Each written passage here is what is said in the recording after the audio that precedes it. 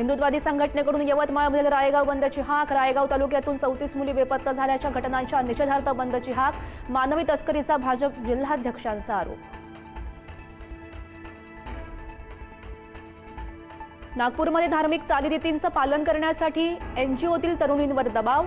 NGO चालक रियाज काझीला पोलिसांकडून अटक। एनजीओ चालकाकडून 2 वर्षांपूर्वी तरुणीचा विनयभंग।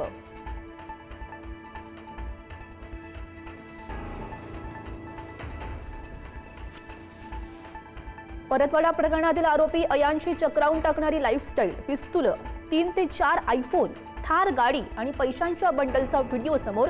लक्झरी लाईफस्टाईलचा व्हिडिओ देखील समोर।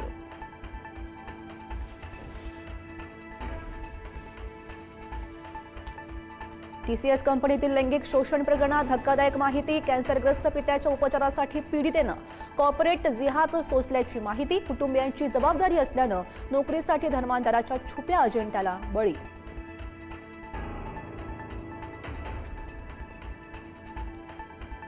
नाशिक टीसीएस प्रकरणातील आरोपी निदा खानच्या अटकपूर्व जामिनावर आज सुनावणी। आजच्या सुनावणीत अटकपूर्व जामीन अर्ज फेटाळल्यास पोलिसांना शरण येण्याची शक्यता।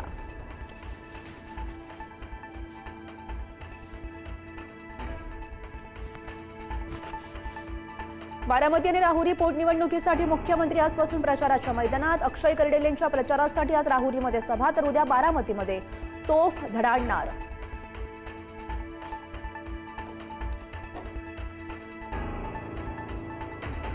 बीएमसीच्या निधी वाटपात साटम फॅक्टरची चर्चा। साटम यांच्या मतदारसंघातील नगरसेवकांवर निधीची खैरात। 6 नगरसेवकांना 39 कोटींचा निधी। साटम यांच्या नातेवाईकाला 9 कोटींचा निधी।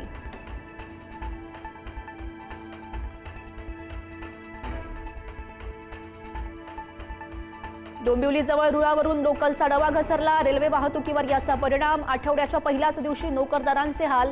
लोकल रिकामी असल्यानं मोठा अनर्थ टळला।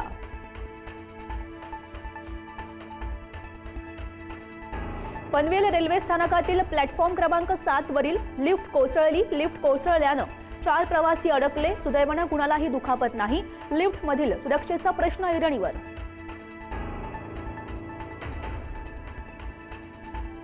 कोल्हापूरमधल्या आजरामध्ये भिंत अंगावर पडल्यानं प्राध्यापिकेसह विद्यार्थिनीचा मृत्यू। जेसीबीच्या सहाय्यानं जुनं घर पाडत असतानाही घडली दुर्घटना।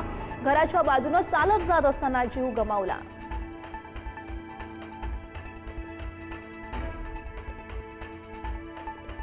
राज्यामध्ये पुढील 2 दिवस मुसळधार पावसासह गारपिटीची शक्यता। मध्य महाराष्ट्र, कोकण आणि मराठवाड्यात पावसाचा अंदाज।